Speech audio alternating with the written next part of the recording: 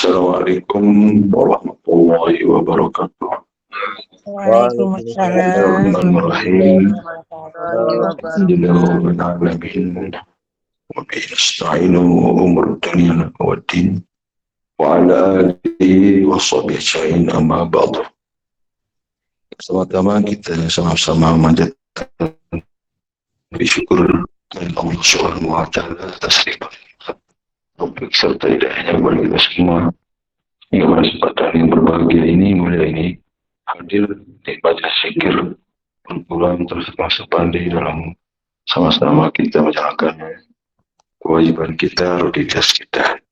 Moga-moga amal ibadah kita ini selalu mendapatkan manfaat pada akhirnya. Amin ya rabbal alamin. Salawat dan salam dan tak lupa mengaturkan kepada junjungan alam, junjungan Nabi besar Muhammad sallallahu alaihi wasallam. Allahumma shalli ala sayyidina Muhammad wa ala bimbingannya, petunjuknya, syafaatnya yang kita harapkan moga-moga kita dapat mengikutinya, mentaatinya secara zahir dan batin. Amin ya rabbal alamin. Alhamdulillah wa syukurillah wa nikmat Allah la hawla wa la quwwata illa billah, bahwa pada pagi hari yang cerah yang sangat sejuk ini menandakan bahwa Allah masih mencintai kita. Ya, Allah memberi kesempatan buat kita, Allah memberikan izin buat kita untuk banyak mengingatnya, banyak kita untuk beribadah padanya, karena itu merupakan perintah. Karena Allah menciptakan kita adalah untuk beribadah kepadanya. Kemudian di dalam ibadah itu tentu harus kita ikuti tuntunannya, aturannya sesuai dengan apa yang Rasulullah SAW contohkan. Ibadah-ibadah yang paling yang inti adalah bagaimana ubudiyahnya kepada Allah, bagaimana penyembahannya yang murni, mukhlisina lahud-din, murni yang lurus dalam kita beribadah pada tanpa ada tujuan. Kemudian adalah kita tinggalkan larang-larangnya, itu berbuat sebuah apa yang dilarang oleh Allah yang harus kita tinggalkan, harus kita abaikan, kita tidak harus kita ikuti, karena itu lebih berat, ya memang lebih besar pengaruhnya kepada kejiwaan kita, pikiran, bahkan menjadi kebahayaan buat kebaikan kita sebenarnya, karena ada kejelekan-kejelekan yang ada. Allah sebab itu Rasulullah mengingatkan dalam hadisnya, ya, syai'atan hasanah tamuha, ikutilah, yaitu kejahatan itu dengan mengikutinya akan bisa terhapuskan dari kejelekan-kejelekan yang pernah dilakukan. Jadi tidak melulu di situ yang namanya Indonesia ini, tentu ada kehilapan dari apa namanya yang tidak yang tidak Allah berkenan kepadanya, yang akan ditolak kepadanya. Itulah yang seringkali kita mengikuti pikiran kita, keinginan kita, nafsu kita. Inilah sebenarnya, maka itu bagian daripada cara kita. Maka ketika kita sudah tidak ada di muka bumi ini, semua keinginan sudah tidak ada. Itu hanya berjalan, berlaku hanya keinginan Allah semata-mata. Kita hanya tidak bisa berbuat apa-apa. Ya, itulah Allah menetapkan sebuah keadaan kita sesuai dengan ilmu dan amal kita masing-masing. Oleh sebab itulah kita belajar, ya kita redha kepada Allah, kita belajar berpasrah ya kepada Allah, menyerahkan diri kepada Allah sepenuhnya, tunduk kepadanya. Namun demikian ketundukan kita bukan sekedar angan-angan, ya, bukan dari selalu pikiran, tetapi adalah kepada Allah SWT. Kita berkonsentrasi fokus di situ, tidak ada lagi pilihan-pilihan yang lain. Itu cara kita untuk melakukan aplikasi rahmat, adanya ridho Allah. Karena kalau kita hanya sekedar pasrah-pasrah itu aja, tanpa kita harus aplikasikan dengan sebuah amalan atau sebuah keinginan, sebuah perbuatan, kan menjadi sia-sia. Sesungguhnya kita harus tahu ya kemana arah kita untuk memperoleh sebuah kerahmatan dan keridhaan. Cuma tinggal hanya tunduk aja di situ, tunduk, dan itulah yang akan memberi sebuah warna yang berbeda memberi pencerahan ya, menjadi kebahagiaan itu saja. Ada di situ sebenarnya. Sejauh mana kita memperhatikan di situ, itulah kita memperoleh. Kalau kita tinggalkan, lupakan, kita akan dilupakan. Oleh sebab itu kita dalam hari-hari kita bangun ya, kehidupan ini dengan zikir, yaitu dengan zikir sir maupun zikir jahat. Zikir sir ini untuk rohanian semata-mata, kolbu kita ya, itu yang dipermegah, yaitu yang harus diperbagus ya. Semoga ke Allahnya nanti kerohanian ini betul-betul siap, karena sudah untuk sebuah persiapan, sudah ilmu, sudah amal di situ ya, dia khusus dia. Tapi kemudian kita jahar ini dua-duanya, aksesnya dua. Nah ini untuk menghadapi sebuah guncangan-guncangan pikiran, perasaan, angan-angan dan sebagainya. Itulah sebabnya hentakan-hentakan ini, sehingga menghilangkan rasa apa namanya stres atau rasa galau di situ harus dihentak namanya, tidak bisa dengan diam. Kalau dengan diam semakin dia. Makanya orang harus berjalan, harus bergerak, harus ada aktivitas sebagainya.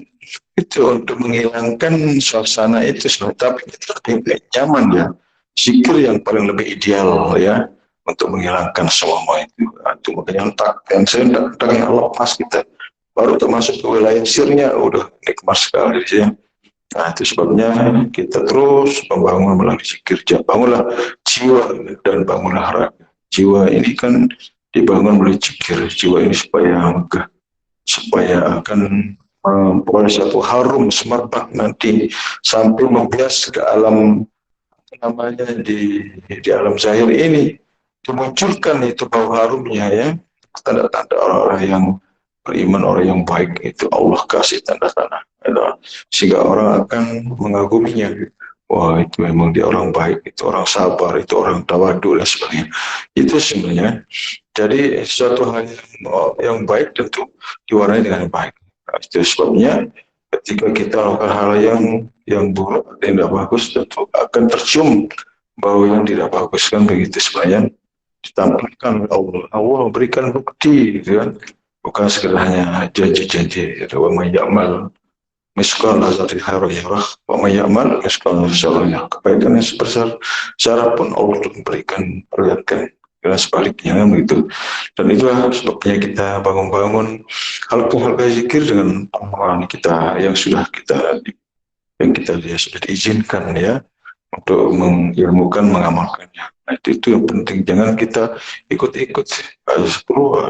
Harus kita diizinkan dulu, ditawajuh supaya tahu arusnya, tahu harus fokus kemana kan begitu sebenarnya. Tapi kalau enggak, ya banyak mengandalkan pikirannya, bacaan, gerakan dan sebagainya. Itu yang sebenarnya membuat kita tidak pernah husuk ya, tidak pernah kita memperoleh kehusukan itu, keikhlasan. Karena itu yang akan menjadi penentu orang-orang yang ibadah itu, karena ada usuk di dalamnya. Kalau tidak akan menjadi kerugian buat kita. Pada aflahal mu'minun alladzina hum fi sholatihim khusyu'. Beruntunglah orang-orang yang beriman ketika dia sholatnya, dia sholat dalam keadaan dia khusyuk. Itu ketika kita lupa lalai, itulah menjadi sebuah kebahayaan batin. Itu sebabnya apa? Wailul lil musallina alladzina hum an sholatihim sahun. Mereka memperoleh wail bagi mereka yang lalai di dalam sholatnya, karena lalai dalam ingatan kepada Allah. Supaya kita ditunjukkan bagaimana cara ingat pada Allah. Ingatlah sebagaimana yang ditunjukkan. Itu sebenarnya. Jadi kita tidak membahas-bahas perkara-perkara yang masalah fadilah, keutamaan dan sebagainya. Karena ini adalah tuntutan rohani kita, tuntutan kolbu kita ini supaya dia terbebas dari perkara syirik, terbebas daripada pikiran-pikiran, terbebas dari artinya selain daripada Allah itu kan. Makanya dalam berbagai macam upaya, bahkan dari tatanan akhlakul karimah, dalam tataran masalah, tata cara kehidupan ini kan ada pilihan-pilihannya supaya yang di dalam ini tidak terganggu sebenarnya. Makanya Allah kasih amaliyah syariatnya, batasan-batasan yang tidak mengganggukan begitu sebenarnya. Itu yang sebenarnya yang dituju adalah yang di dalam sebenarnya diprioritaskan. Itu makanya sampai ada Nabi diutus untuk bagaimana dibimbing terhadap ada etika dan sebagainya kan. Innal bu'dal abdi min rabbi innahu bisu'il adab. Karena sesungguhnya jauh hamba itu dengan Allah itu kena buruknya adabnya yang cara. Makanya kita harus benar-benar yang menjalankan, mengikuti apa yang Nabi berikan contoh-contoh terhadap ubudiyah yang sesungguhnya. Makanya banyak Nabi bertapakur, banyak Nabi sir itu berhari-hari itu yang menjalankan ini. Namun yang banyak mengikuti yang diikuti oleh kebanyakan adalah perkara-perkara sedang yang zahirnya Nabi. Yang zahirnya ini pun juga perlu juga ya. Itu menjadi pencerminan, itu menjadi sebuah dakwah ya, dakwah bilkhal, dakwah orang-orang bisa mengikuti karena perilaku, karena sebuah akhlak yang baik. Itu yang terbentuk di dalam diri Rasulullah, karena ada suri teladan yang baik tapi diri Rasulullah adalah diri zahirnya, siri tauladan pada zahirnya seperti apa, tauladan kerohaniannya seperti apa, kan seperti itu sebenarnya. Jadi itulah cara kita memperdalam tentang memahami tauladan terhadap diri Nabi, yaitu secara zahir dan batin lah. Moga-moga kita dapat mengikuti mentaatinya beliau sesuai dengan kemampuan dan apa yang hajat kita masing-masing.